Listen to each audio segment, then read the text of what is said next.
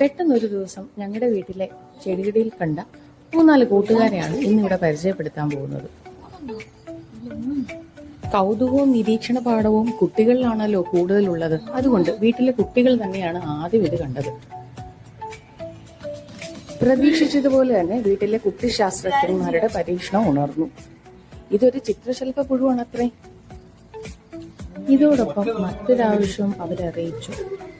എന്താണെന്നോ, ഈ പുഴുക്കൾക്കായി ഒരു ചെറിയ ആവാസ വ്യവസ്ഥ ഒരുക്കണമെന്നത്രേ. അത് പടിപടിയായി വളരുന്നത് കാണണമെന്ന്.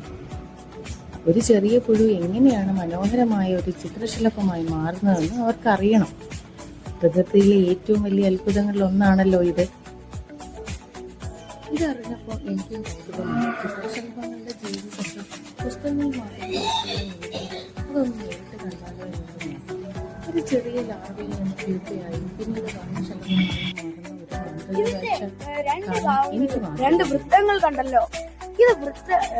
ഇത് ഫോൾസ് ഐ സ്പോട്ട്സ് ആണ്. അതായത് ഇത് കണ്ണുകളല്ല. മറ്റുള്ള ജീവികൾക്ക് ഇത് പയ്യെ ഇരിക്കുമ്പോൾ ഇതൊരു പാമ്പായിട്ട് തോന്നാൻ വേണ്ടിയാണ് ഇതിന് പാമ്പിന്റെ കണ്ണു പോലത്തെ ആകൃതിയിലുള്ള രീതികൾ ആവുന്നത്.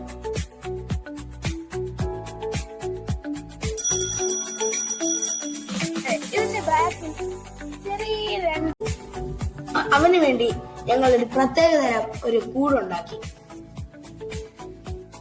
ഇതിനു വേണ്ടി ഒരു പ്രത്യേക അഡാപ്റ്റേഷൻ ഉണ്ടാക്കാനാണ് ഞങ്ങൾ ശ്രമിക്കുന്നത്. ഈ ട്രാൻസ്പാരന്റ് പാത്രത്തിൽ ദ്വാരങ്ങൾ ഇട്ടിരിക്കുന്നു.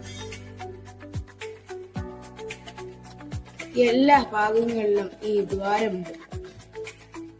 ഈ പാത്രത്തിൽ ഒരു ആവാസ വ്യവസ്ഥ ഉണ്ടാക്കാനാണ് ഞാൻ ശ്രമിക്കുന്നത്.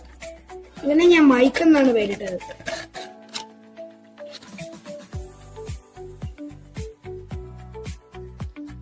വ്യവസ്ഥ ഉണ്ടാക്കാൻ വേണ്ടി ആദ്യം നമുക്ക് വേണ്ടത് ഒരു ലീഫ് ബഡ് ആണ്. ആ ലീഫ് ബഡ് ഇവന് ഇഷ്ടമുള്ള കറിവേപ്പിലയാണ്.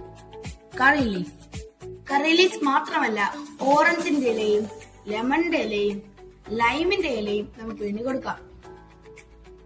ഇപ്പോൾ നമ്മുടെ കയ്യിൽ ഓറഞ്ചോ ലൈമോ ലെമണോ ഇല്ലാത്തത് കൊണ്ട് നമ്മൾ കറി ലീവ്സ് ആണ് ഇതിന് ഫുഡായിട്ട് കൊടുത്തിരിക്കുന്നത്. ഈ കറി ലീവ്സിന്റെ ലീഫ് ബെഡിലേക്ക് ഇവനെ നമുക്ക് വെക്കാം. നമ്മളിപ്പോൾ അവനെ ഉള്ളിലേക്ക് വെച്ച്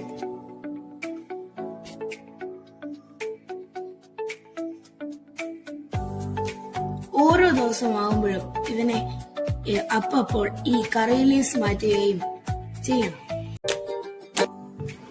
നിങ്ങൾ കണ്ടതുപോലെ നമ്മുടെ പ്രതീക്ഷകൾ പോലെ കാര്യങ്ങൾ നടന്നില്ല.